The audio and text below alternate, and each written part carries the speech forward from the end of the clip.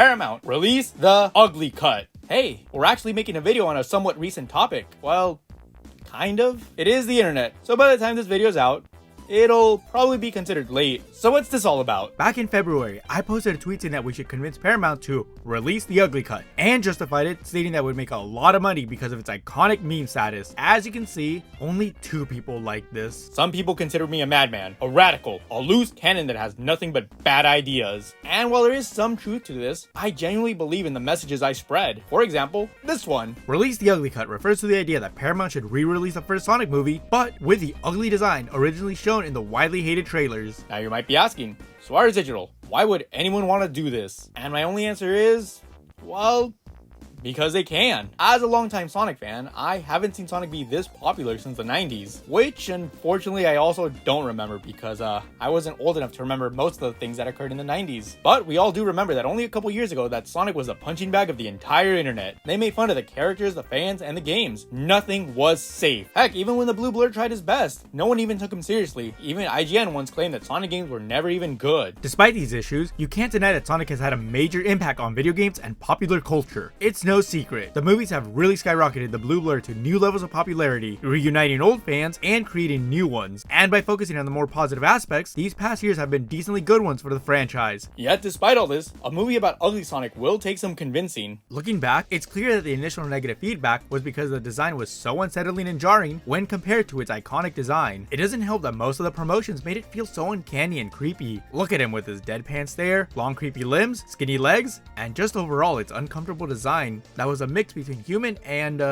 living roadkill. Heck, even the initial poster looked like something straight out of a Goosebumps cover. And it's my belief if they stuck with the original Ugly Sonic design for the film, the franchise would have been dead on arrival, even if it had an epic storyline. In the end, looks matter, even on the internet. People may lie and say that it doesn't, but there's a reason why the Ugly Sonic design is called, well, Ugly Sonic. This makes sense as people like seeing things that they find appealing, and we do it all the time. There are so many research studies that prove that there is a bias for attractive people. I could go on, but this isn't a video about good looks. This video is about Ugly Sonic. As for the rest of us, you have to hope and pray that people find us funny. All this to say that Ugly Sonic suffered because he was ugly. After all, would anyone really watch a movie that features this ugly monstrosity? Well, the newly released Rescue Rangers movie features Ugly Sonic. The reception to his inclusion has shown to be overwhelmingly positive, with many fans looking back at this initial design and trailer with fondness, a strong contrast to his initial release, and I would know, I was there. With his inclusion to the film, Ugly Sonic has cemented himself as a pop culture icon, and with a positive reception, I do believe that it is now time to release the Ugly Cut. And some of you might be saying,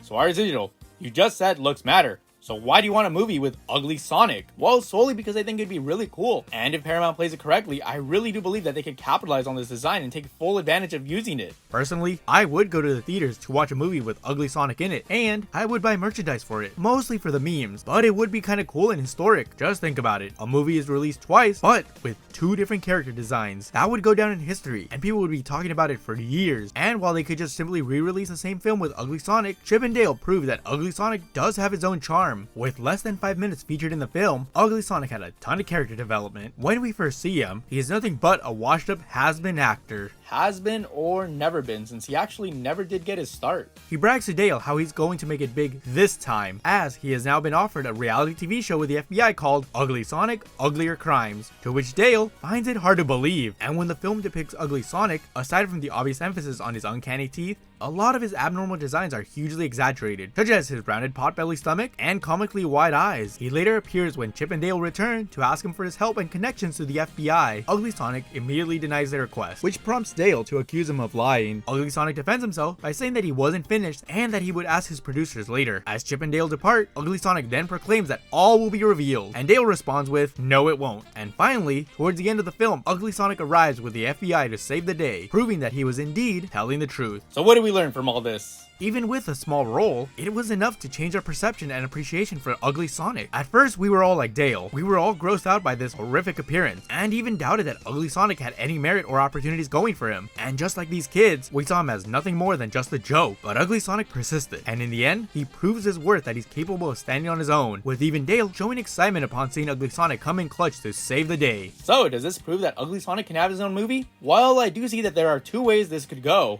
The first option is that they could simply re-release the same film, but with Ugly Sonic, hence the Ugly Cut. And if they wanted, they could change a couple of things here and there to distinguish it from the original movie. Second, they could actually make a film about this Ugly Sonic, but from Ugly Sonic's point of view. Just imagine what Ugly Sonic was up to when he was off screen. We could journey into his psyche, feel empathy for this actor who never got a shot, all because he was just ugly. And lastly, they could just take this idea and establish it in a Chip and Dale form, but take their own spin on it. Releasing it as a self-aware movie in this similar style would be a great way for this design to reclaim itself and win over fans of its own. Bottom line, it shows that Ugly Sonic can own this design, and has now established himself as a character completely separate from the one it was based off of. And by all means, this movie's demographic does not have to be children. And animation doesn't have to be associated with children, since there are so many animation projects aimed at adults that we all enjoy. As long as it's done tastefully and it doesn't resort to low-hanging jokes, then I believe that it could be a great film on its own. There would have to be a lot of work put into it in order for it to succeed, and it simply has to be more than just a film with memes and references. By all means, they have to treat this character like a real character and give it all the traits that come with it: a solid backstory, a goal he wants to reach, actions that he can justify and explain, an interesting and developed cast, and a conflict that they aim to resolve. And here's a fun fact for you all. If you tell someone to do something directly,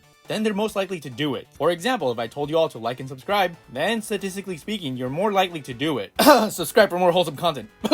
Communication works wonders. So by this, we communicate with Paramount by saying, release the Ugly Cut, to show them that we want this movie. And since hashtag release the Snyder Cut works so well with DC fans, then why couldn't we make this happen? And trust me, if we can bully a studio to change the design, then we can bully them to change it back. We got the Sonic that we needed. Now it's time that we get the Sonic we deserve. Because there are no ugly Sonic designs. There's only... Alright, you know what? I got nothing. High key, I only really want to do this because I want to see what Ugly Tails, Ugly Knuckles, and Ugly Shadow will look like.